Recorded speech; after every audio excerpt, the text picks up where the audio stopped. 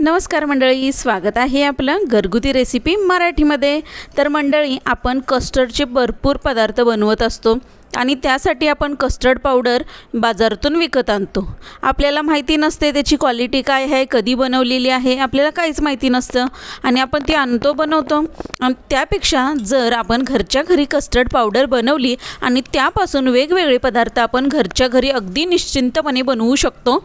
तर त्यासाठी बघा, आपण कस्टर्ड पावडरची आज रेसिपी बनवलेली आहे आणि त्यापासून हा मिल्कशेक आपण बनवला आहे। कस्टर्ड मिल्कशेक अतिशय सुंदर आणि टेस्टी लागतो। चला मग त्याची रेसिपी पाहूया। इथे मी मिक्सरच्या भांड्यामध्ये अर्धा कप साखर घातली आणि त्यामध्ये व्हॅनिला इसेन्सचे 4-5 ड्रॉप आपण घालून घ्यायचे आहेत। त्यानंतर इथे येलो कलर घातलेला आहे। माझ्याकडे पावडर कलर नव्हता म्हणून मी लिक्विड कलर घातला आहे। पावडर कलर असेल तर पावडर कलर जरूर वापरा।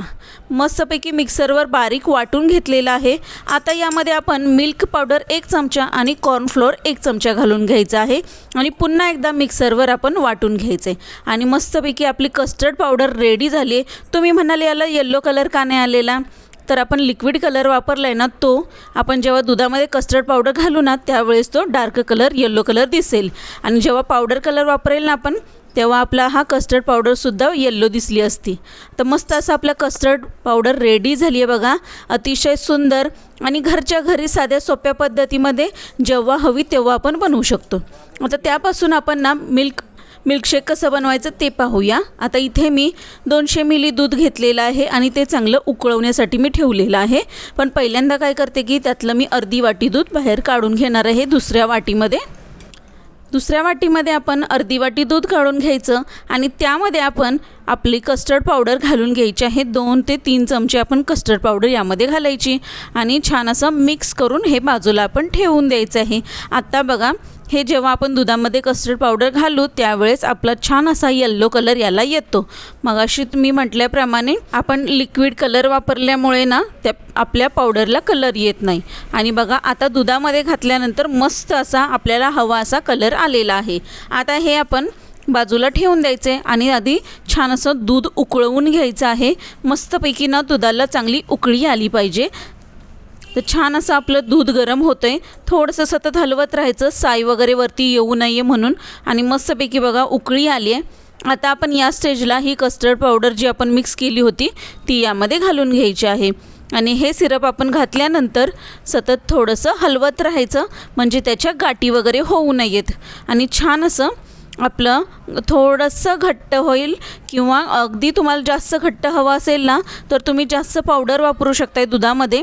मला खूप जास्त घट्ट नको आहे मिल्कशेक, मुलं एवढं पीत नाहीत घट्ट, म्हणून मी पातळच ठेवणार आहे। आणि साखर तुमच्या अंदाजाने घाला। तुम्हाला जर थोडंसं जास्त गोड हवं असेल तर तुम्ही इथे 2 चमचे साखर वापरू शकताय। तर मी इथे 2 चमचे साखर वापरलेली आहे आणि छान असं आपलं कस्टर्ड उकळवून घेतो आहे बघा।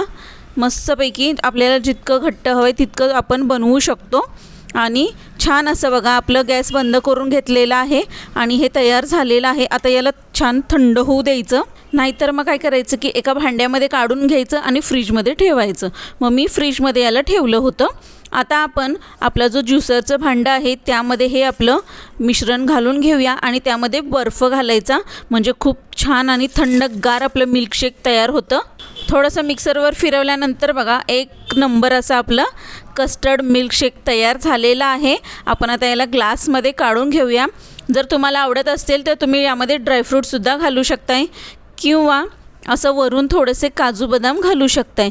मी थोडेसे काजू घालते यावरून आणि जर तुमच्याकडे आईस्क्रीम असेल तर तुम्ही यामध्ये आईस्क्रीमसुद्धा घालू शकताय। खूप छान आणि टेस्टी लागतं, एकदा नक्की ट्राय करून बघा। मला तर ही रेसिपी खूप आवडली। तुम्हीसुद्धा एकदा नक्की ट्राय करून बघा, तुम्हाला देखील खूप आवडेल आणि तुमच्या घरीसुद्धा बनवून सर्वांना खाऊ घाला, खूप आवडीने खातील सगळी आणि मला एकदा कमेंट करून सांगा की कशी झाली होती। माझा व्हिडिओ तुम्हाला कसा वाटला एकदा मला कमेंट करून सांगा आणि माझ्या चॅनलला लाईक, शेअर आणि सबस्क्राईब करायला मात्र अजिबात विसरू नका। थँक्यू।